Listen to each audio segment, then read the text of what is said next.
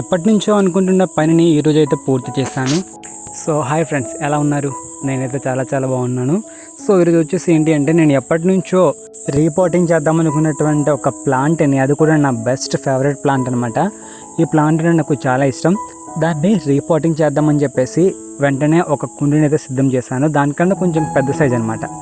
So దానికి నేను already compost, soil, sand అంటే ఇసుక, వెర్మి కంపోస్ట్, మట్టి, ఈ మూడింటిని కలిపి ఆల్రెడీ ప్రిపేర్ చేసుకున్నాను. సో అది ప్రిపేర్ చేసినప్పుడు ఎందుకు మీకు చూపించలేదు అంటే, అది ప్రిపేర్ చేసేటప్పుడు ఫుల్ వర్షం అనమాట. నైట్ నుంచి వర్షం అట్లా పడుతూనే ఉంది. సో ఈ ప్లాంట్ చూస్తున్నారు కదా, ఈ ప్లాంట్ ఏంటో మీకు తెలిస్తే జస్ట్ కింద కామెంట్ చేయండి. ఇది మీరు కామెంట్ చేసేటప్పుడు నేను చెప్పేస్తాను. ప్లాంట్ నేమ్ వచ్చేసి పీస్ లిల్లీ ప్లాంట్ అండి. అంటే నేను తీసుకున్నటువంటి పాట్కి ఇది సరిపోలేదేమో అని నా డౌట్. ఈ డౌట్ నాకు ఎందుకు వచ్చింది అంటే, ఈ ప్లాంట్ తీసుకొని వచ్చి ఈ పాట్లో పెట్టి నియర్ టు ఒక 1 year అవుతుంది అనుకుంటా. బట్ సైజులో ఏమాత్రం తేడా లేకుండా ఇది అలానే ఉంది. కాబట్టి నేను అనుకున్నాను, ఓకే దీనికి వేరే పెద్ద కుండి తీసుకొని దాంట్లో రీపాటింగ్ చేయాలి అనుకున్నాను. సో అనుకున్నట్టుగానే ఈరోజు నాకు కుదిరిందనమాట. ఎందుకు అంటే ఈరోజు వచ్చేసి సండే కదా. సో సండే అన్నాక ప్రతి స్టూడెంట్ కావచ్చు, లేదనుకుంటే లెక్చరర్ కావచ్చు, టీచర్స్ కావచ్చు, సండే అంటే ఫుల్ ఫన్ డే అనమాట, లైక్ హాలిడే అన్నట్టు. సో నాకు కూడా ఈరోజు హాలిడే అనమాట, మా లెక్చరర్స్కి సంబంధించి. కాబట్టి ఈ రోజున నేను ప్లాంటేషన్ ఏదైతే చేశానో దాన్ని రీపోటింగ్ చేద్దామని చెప్పేసి అనుకొని ఈ వీడియో షూట్ చేస్తూ ఉన్నాను అనమాట. ఇప్పుడు ఈ రీపోటింగ్ చేయడం కోసం నేను ఎలాంటి జాగ్రత్తలు తీసుకున్నానో, దాన్ని ఎట్లా రీపోటింగ్ చేశానో ఫుల్గా చూసేద్దాం. ముందుగా మొక్క ఉన్న కుండీని అయితే తీసుకున్నాను. సో దాంట్లో ఉన్నటువంటి మట్టి చాలా బిగుతుగా ఉండనమాట, అంటే చాలా టైట్గా ఉంది. సో టైట్గా ఉన్నటువంటి మట్టిని కొంచెం ఒక ఇనుప రాడ్ సన్నగా ఉండేది తీసుకొని లూజ్ అయితే చేశాను.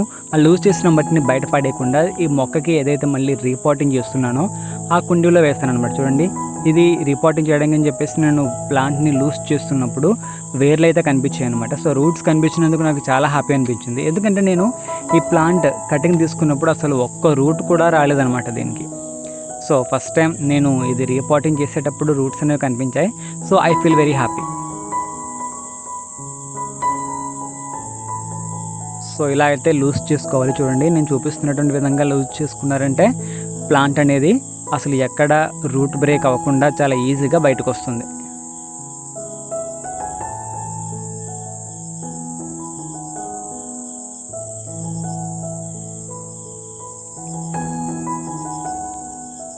ఓకే, ఇంకా మిగిలిన మట్టిని కూడా మళ్ళీ ఆ పెద్ద పాట్లో అయితే పెట్టేసుకుందాం.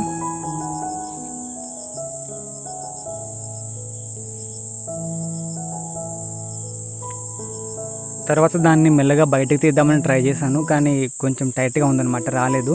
ప్లాంట్ మళ్ళీ విరిగిపోద్దా ఏంటని చెప్పేసి డౌన్ అనిపించి మళ్ళీ నేను ఒక రాడ్ని తీసుకొని మట్టిని ఇంకొంచెం లూజ్ చేశాను అనమాట.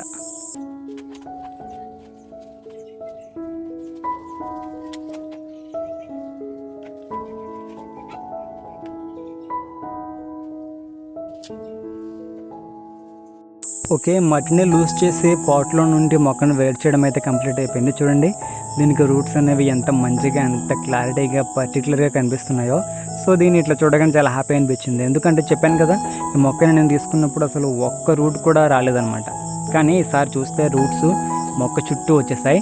సో దీనికోసం నేను ఒక బెస్ట్ ఫెర్టిలైజర్ అనేది తీసుకున్నాను. అదేంటంటే బోన్ మీల్ అండి. చూడండి, బోన్ మీల్ ఎలా తయారు చేయాలని చెప్పేసి నేను మన యూట్యూబ్ ఛానల్లో ఆల్రెడీ వీడియో అప్లోడ్ చేసి పెట్టాను. ఈ వీడియో చూసాక అది కూడా ఒకసారి చూసేసేయండి. ఎందుకంటే దాంట్లో అసలు బోన్ మీల్ అనేది రూపాయి ఖర్చు లేకుండా ఏ విధంగా ఇంట్లో ప్రిపేర్ చేసుకోవాలో చాలా క్లియర్గా, క్లారిటీగా చెప్పానమాట. సో దాన్ని కూడా మీరు ఒకసారి ట్రై చేయండి. ట్రై చేశారంటే మీ ప్లాంట్కి అసలు బోన్ మీల్ని మీరు డబ్బులు పెట్టుకోవాల్సిన అవసరం కూడా లేదండి. ఓకే, ఇప్పుడు పాయింట్లోకి వెళ్ళిపోదాం. సో ఈ మొక్కకి కావాల్సినటువంటి స్పేస్ని అంటే ఒక గోతిలా చేసి దాంట్లో మొక్కని పెట్టేస్తాను. ఒకసారి చూడండి ఎలా పెట్టానో. మీరు కూడా రీపోటింగ్ చేసేటప్పుడు యాస్టీస్ నేను ఎట్లా అయితే చెప్తున్నానో అట్లానే చేయండి. ప్లాంట్కి అనేది ఎట్లాంటి డ్యామేజ్ అయితే అవ్వకుండా చాలా హెల్తీగా కొత్త కుండీలో ఈజీగా పెరుగుతుంది.